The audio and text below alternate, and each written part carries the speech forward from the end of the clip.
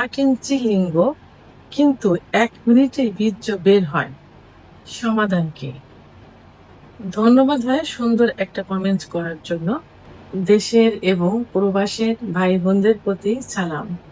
আসসালামু আলাইকুম। আমি প্রভাষক ডাক্তার রিক্তা পারভিন, হোমিওপ্যাথি এবং আয়ুর্বেদিক চিকিৎসক। চেম্বার সেবা হোমিও কমপ্লেক্স অ্যান্ড সেবা ডিজিটাল ল্যাব, উপজেলা মডেল মসজিদের পূর্ব পাশে, শিমুলিয়া, মাগুরা। আজকে খুব সুন্দর একটা কমেন্টসের অ্যান্সার করব। কোন এক শুভাকাঙ্ক্ষী আমাকে কমেন্টস করেছেন, 8 ইঞ্চি লিঙ্গ, কিন্তু 1 মিনিটে বীর্য বের হয়, সমাধান কি? অনেক পুরুষই বলে থাকে, অথবা অনেক স্ত্রীও কিন্তু বলে থাকে যে আমার হাজব্যান্ডের লিঙ্গের সাইজ বড়, কিন্তু দীর্ঘ সময় সহবাস করতে পারে না, এটাতে আমি সুখ পাই না। আবার অনেক পুরুষও বলে থাকে যে আমার লিঙ্গ ঠিক আছে, সব দিক থেকে ঠিক আছে, বাট আমি সহবাসের সময় পাই না। আসলে কি মেয়েরা কি চায়? মেয়েরা কিন্তু ওই লম্বা লিঙ্গ, মোটা লিঙ্গ এটা কিন্তু চায় না। তারা চায় দীর্ঘ সময় সহবাসে লিপ্ত থাকুক। তাহলে আপনার কিন্তু সমস্যাটা সেখানে, আপনার লিঙ্গ ঠিকই লম্বা আছে, বাট আপনি সময় দিতে পাচ্ছেন না, অর্থাৎ আপনার স্ত্রী সুখ পাচ্ছে না। যেসব ভাইয়েরা, যেসব বোনেরা এই প্রশ্ন করে থাকেন, আজকে সবার উদ্দেশ্যে এই কথাটা বলছি। তবে কি করতে হবে আসলে? দীর্ঘ সময় বলতে কোনটা বোঝায়? এখানে যখন ফোর পেলে বাদে যখন সহবাসে লিপ্ত হবেন, ঠিক সেই সময় থেকে যদি 1 মিনিটের মধ্যে বীর্যপাত হয়ে যায়, সেটাই কিন্তু দ্রুত বীর্যপাত। এবং এর পরে যে যদি 3-4 মিনিটের ভিতরে হয়ে যায়, যদি স্বামী স্ত্রী দুজনের একসঙ্গে হয়, সেক্ষেত্রে আসলে সুখটা দুজনে পেল, সেটা ধরে নিয়ে যায়। কিন্তু মেয়েদের সেক্স কিন্তু লুকাইতে থাকে, অর্থাৎ তাদের বেশি সময় ধরে ফোর পেলে করতে হয়। এটা 13 থেকে প্রায় 10 থেকে 15 মিনিট কোনো মেয়েদের সেক্স উত্তেজনা ওঠে।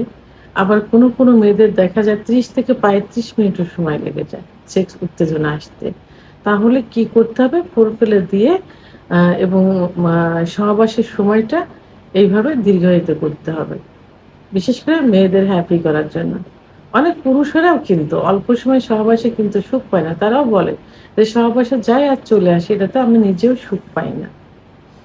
তো এই যে এখন যেসব ভাইয়েরা বলে যে তাদের লিঙ্গ বড়, অর্থাৎ যে ভাই বলছেন যে লিঙ্গ 8 ইঞ্চি, এরকম সমস্যা প্রায়ই হয়ে থাকে। 10 জনের মধ্যে প্রায় 4 জনেরই এই সমস্যা হয়ে থাকে যে লিঙ্গ ঠিকই লম্বা আছে, সময় নেই। আর বড় হলেই কিন্তু সমস্যার সমাধান হয় না। ঠিক আছে? সমস্যার সমাধান করতে হলে কি করতে হবে? দীর্ঘ সময় সহবাসে লিপ্ত থাকতে হবে। আর কেন এই যে দ্রুত বীর্যপাত কেন হয়? সমাধান চেয়েছেন, বাট আমি কারণগুলো আগে বলবো। কারণ কারণগুলো যদি না জানেন, তাহলে সমস্যার সমাধান কখনোই করা যাবে না। কারণ কিছু কারণেই তো এটা হয়ে থাকে। তাহলে সেই কারণগুলো থেকে তো দূরে থাকতে হবে।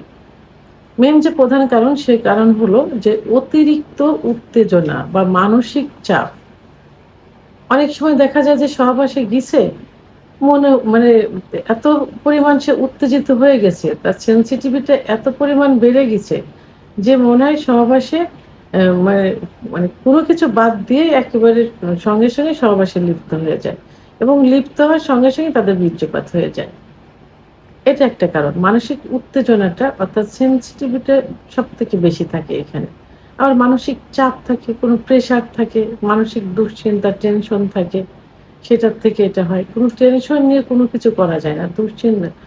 দুশ্চিন্তা নিয়ে করা যায় না। মনকে রিল্যাক্স রেখে কিন্তু সহবাসে যেতে হয়। তো অনেকে দেখা যায় ব্যবসা বাণিজ্য, চাকরি, পারিবারিক বিভিন্ন দুশ্চিন্তা থাকে।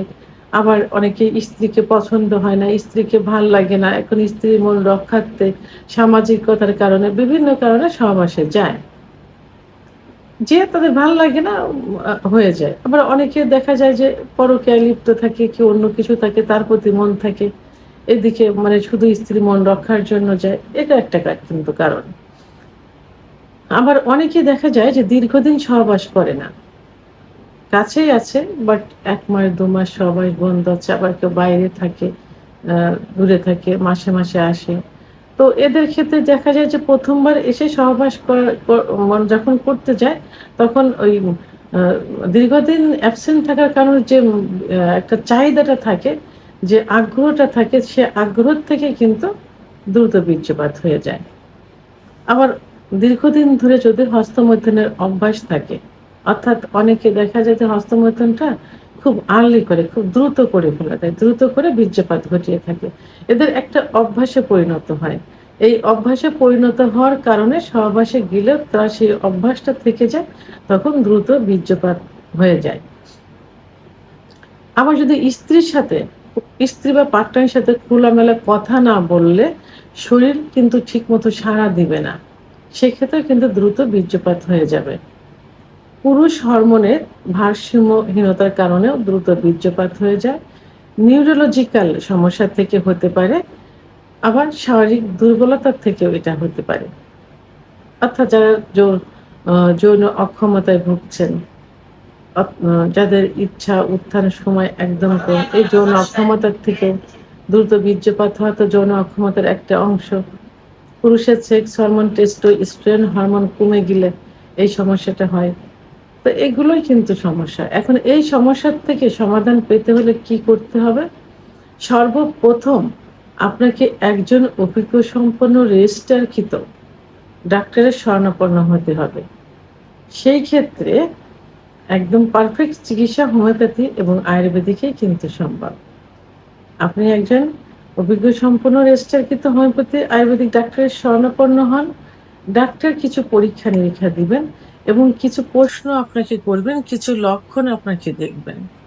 তার উপর ভিত্তি করে রোগ আইডেন্টিফাই করে আপনাকে চিকিৎসা দিবেন এবং যে কারণে হয়েছে সেটা আপনাকে বন্ধ করতে হবে। অর্থাৎ হস্তমৈথুন, বিছানায় ঘর্ষণ, স্বপ্নদোষ, অম ও মানসিক যে দুশ্চিন্তা, স্ত্রীর সঙ্গে যে গ্যাপ, এইগুলো গ্যাপটাকে আ সমঝোতায় নিয়ে আসা, মানসিক দুশ্চিন্তা থেকে রিলিজ হওয়া, আ মা মানে রিল্যাক্সে জীবনযাপন করে, এইগুলো কিছু উপদেশ দেবেন। সেই উপদেশগুলো পালন করতে হবে এবং কিছু ওষুধ দিবেন, সেই ওষুধগুলো সেবন করতে হবে। পাশাপাশি কি করতে হবে? ডিম, দুধ, খেজুর, কাজু বাদাম, মধু, ঘি এই খাবারগুলো খেতে হবে এবং নিয়মিত ব্যায়াম বা এক্সারসাইজ করতে হবে। কেগেল এক্সারসাইজ আপনি YouTube